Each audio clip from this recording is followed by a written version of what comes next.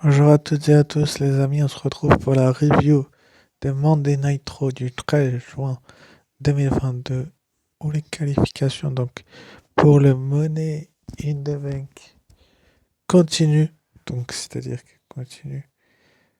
elles continuent ce soir, enfin hier soir elles ont continué.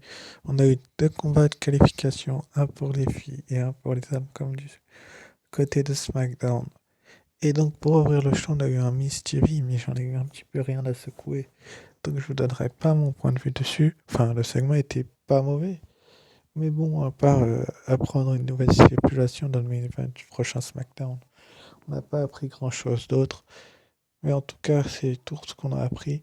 Sinon, pour ouvrir le show, donc on a eu Jay Uso contre Montez Ford, donc des Street Profits. Donc là, un match qui était pas hyper bon, on va pas se mentir. Il y a eu de la qualité dans le ring, oui. Mais j'ai envie de vous dire que il était lent ce match. Il a été assez lent. C'est un petit peu la faute de ce match. Je me suis endormi pendant le show, mais bon, peut-être que j'en avais besoin aussi, je n'en sais rien. Tout ce que je peux vous dire, c'est que ce match était long, que la WWE s'est trompée sur plein de choses dans ce match, enfin, surtout la semaine dernière, qui se sont plantés en faisant gagner les Street Profits, parce que là, Uso gagne. Enfin, Jimmy Uso gagne en tout cas, et j'ai du mal à les voir perdre les titres. Que ce soit du côté de Money in the Bank ou avant, lorsqu'ils défendront les titres face au Street Profit. En tout cas, le genou de Jimmy était très très malin pour faire gagner, pour s'octroyer la victoire. Et oui, c'est dans la tête, comme dirait Jimmy.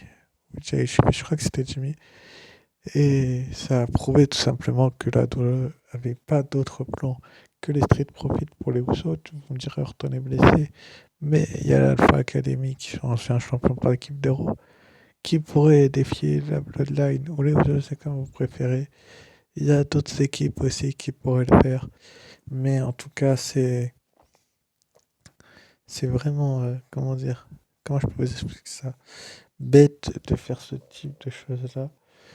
Et je veux pas être méchant, mais la WWE, des fois, va droit dans le poteau, dans le mur. Et dans cette rivalité-là, j'ai l'impression qu'il va tout droit. Mais peut-être que je peux me tromper et qu'il ira pas tout droit, mais il y a de fortes chances qu'elle y aille tout droit dans le mur.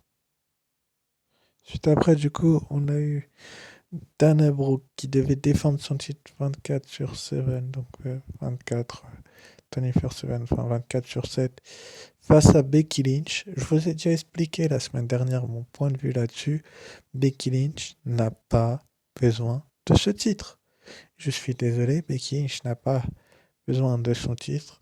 Elle a finalement passé à tabac, littéralement. Je cherchais le mot, mais c'est la réalité.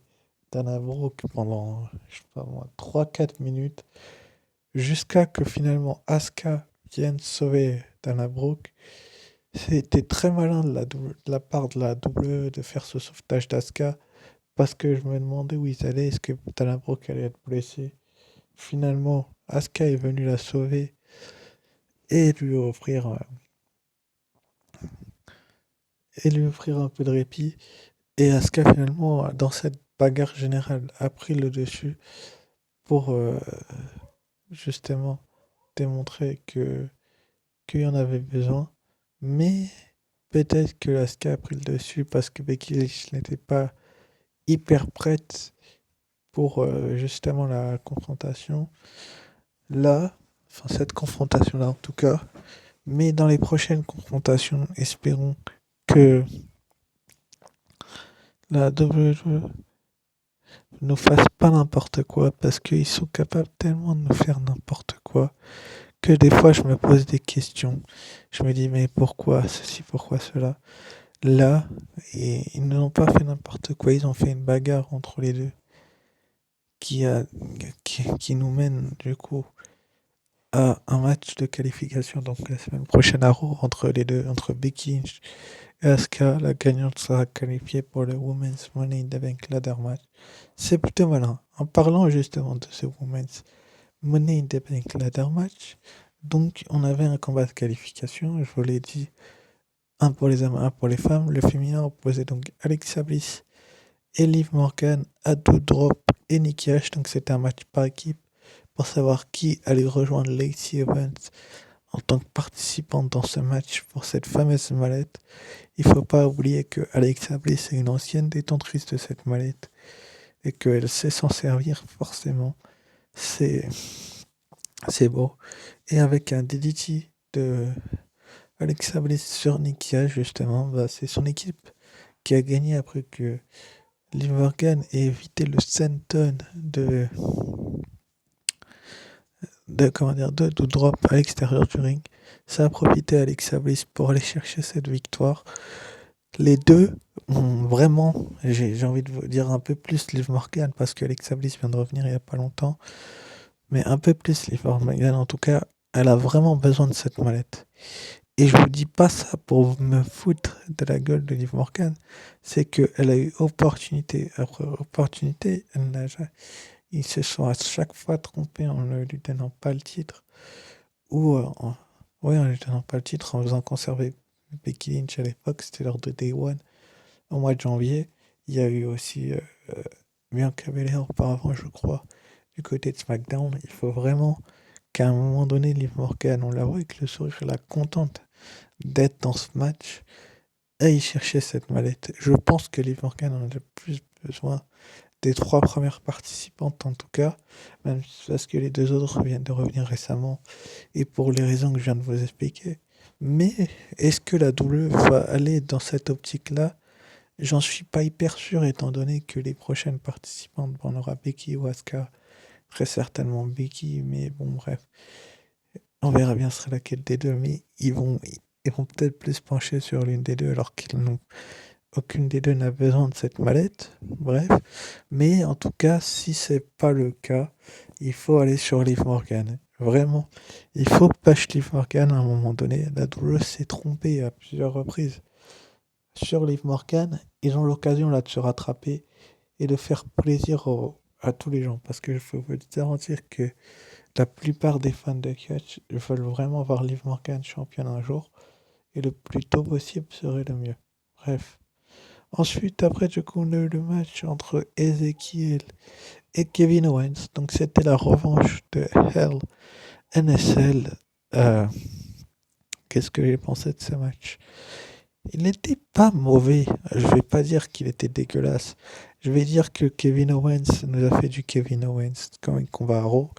C'est-à-dire qu'il préfère aller à l'extérieur et se faire décompter et discuter avec les commentateurs. Ce qu'il ne fait pas généralement en pay-per-view. Donc, le fait est que Kevin Owens, en tout cas, lui de son côté, a perdu ce match par des comptes à l'extérieur face à Ezekiel ou Elias. C'est comme vous préférez, pour moi, c'est Elias. Mais, il y a un mais. Il y a un mais.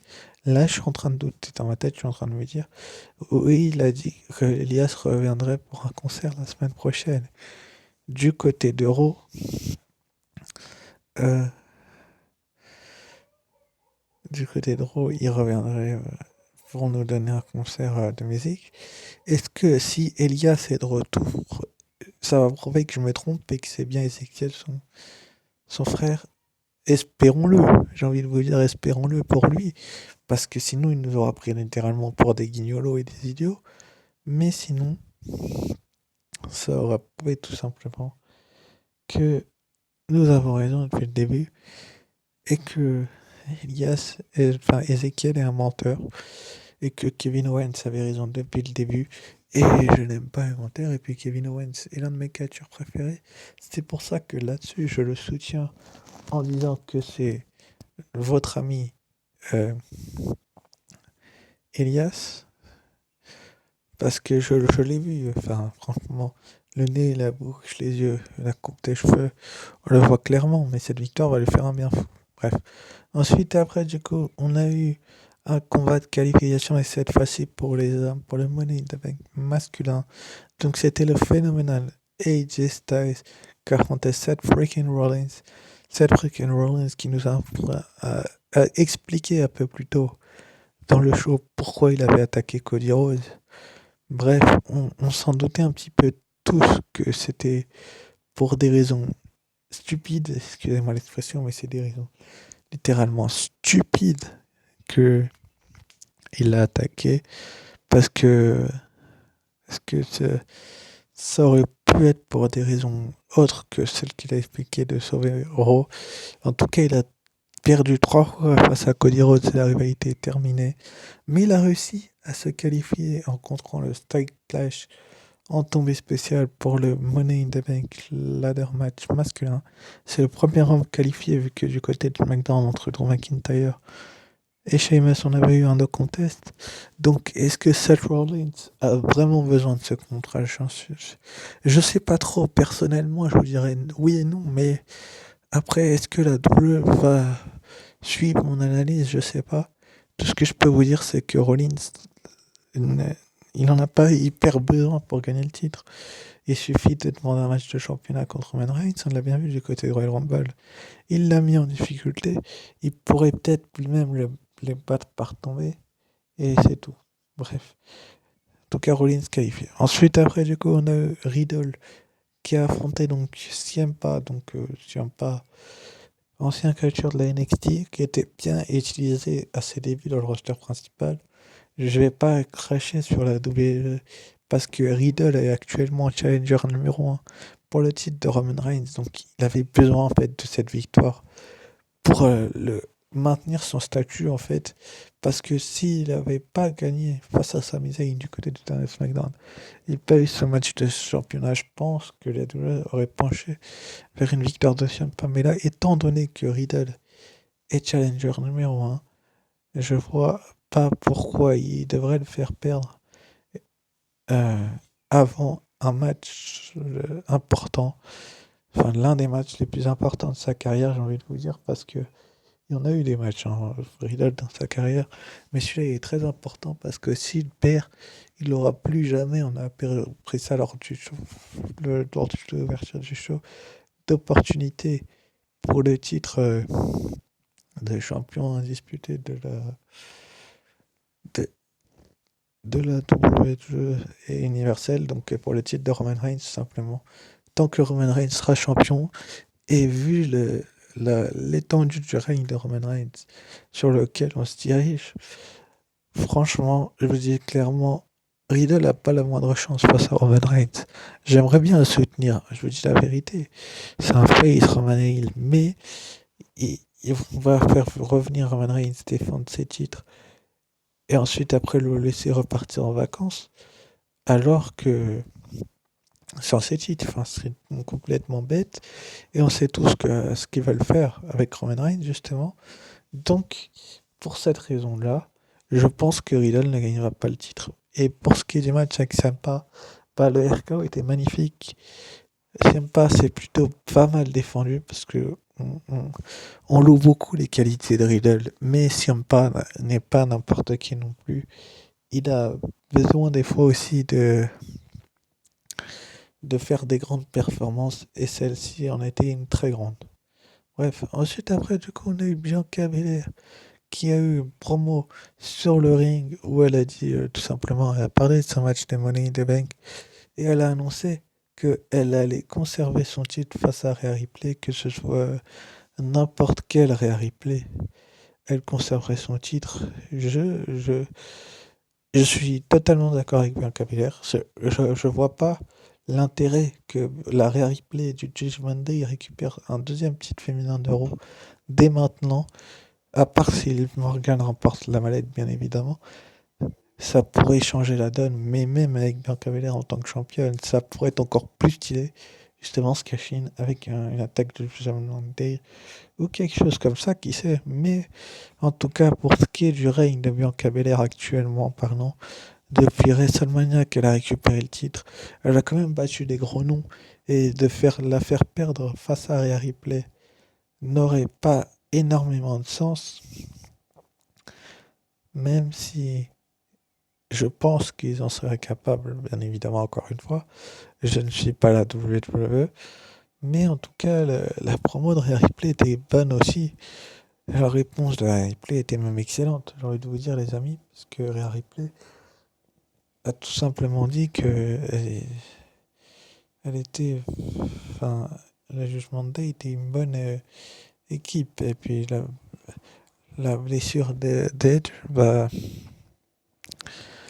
peut changer la donne forcément pour ce match-là, parce que je pense que si Finn Balor et Damien Priest voulaient aider ou venaient à aider notre ami Rhea Ripley, leur ami en tout cas, si Edge est rétabli à temps, il pourrait s'en mêler avec quelqu'un, on sait jamais, peut-être qu'il pourrait ramener un pote à lui, avec lui, pour que ça fasse du 2 contre 2, enfin du tag team, ou même une fille, une catcheuse qui sait les rechercher AJ Styles et Liv Morgan, et se mettre face à eux.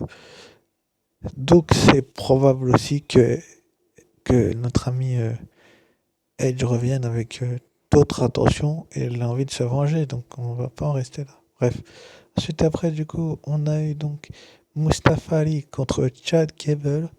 Victoire de Chad Gable, mais franchement ce match j'en ai strictement rien à faire. Et il a pas quelque chose à faire dans le show.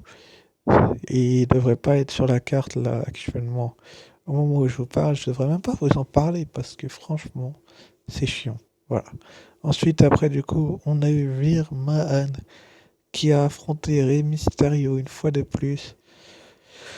J'ai envie de vous dire, là aussi, je me le répète, la storyline entre Veer Mahan et les Mysterio est trop. C'est trop. En fait, c'est trop. C'est trop. Ils en font beaucoup trop actuellement. Et je pense qu'il faut arrêter à un moment donné. Je veux bien que les Mysterio se fassent tabasser une fois, deux fois, trois fois. Mais à un moment donné, la W, on a compris que Virman était fort, qu'il était meilleur qu'il arrivait à prendre le dessus. Mais il faut arrêter, quoi. Un jour, et ça va leur retomber dessus. Mais en tout cas, j'espère que la W va regarder ces petits papiers, ces petites fiches et réfléchir à deux fois avant de remettre ce match. Enfin bref. Ensuite, après, du coup, on a eu le pause down. Donc le pause down, c'était une pause. Et celui qui faisait la meilleure pause gagnait la compétition entre Bobby Lashley et Theory. Donc Theory qui est l'actuel champion des États-Unis. Et oui, on met le champion des États-Unis en fin de show, plutôt que la championne d'Euro. Ne me demandez pas pourquoi je travaille pas à la WWE, parce que j'aurais fait l'inverse. Bref. En tout cas, Bobby Lashley a remporté ce pause down de muscles où il a montré sa force, etc., etc. Et il l'a pas que seulement montré de façon légitime, il l'a montré de façon surnaturelle. Puis ensuite, après, il s'est fait asperger, comme vous pouvez le voir sur cette jolie image, par Theory. On ne sait pourquoi Theory asperge Lashley. Ne me demandez pas pourquoi, j'en sais rien. Je ne sais pas pourquoi il a fait ça. Bref, en tout cas, il a aspergé, puis il lui a fait un dropkick pour le mettre à l'extérieur du ring. Et puis il a pris des selfies. Et ça sent le match entre les deux du côté de Money in the Bank. Il y a une très très grande probabilité que Lashley ait cette chance-là. Je vois pas pourquoi il ne l'aurait pas en fait. C'est-à-dire que si tu lui donnes, tant mieux. Si tu ne le donnes pas, c'est dur. Mais espérons que la 2 va lui donner. Parce que s'il lui donne pas, bah, ça serait totalement bête. Et ça serait pas logique du tout de pas lui donner sa chance. Est-ce qu'il gagnera le titre ou pas? Je ne pense pas, étant donné les rumeurs. Mais en tout cas, un bon petit match entre les deux promettrait énormément, les amis. Je vais pas vous mentir. Il promettrait énormément. Et je vais vous dire que je vous laisse là-dessus. Je dis qu'on se retrouve pour la review de Friday Night SmackDown du, du 20. Non, du 17 juin 2022, donc ce sera samedi, bien évidemment. Et je vous remercie d'avoir suivi cette vidéo. Et pour ce qui est d'Euro, il y aura moins de matchs que je parlerai, je pense, parce que il y a certaines choses qui me lassent. Sur ce, je vous dis ciao, bye.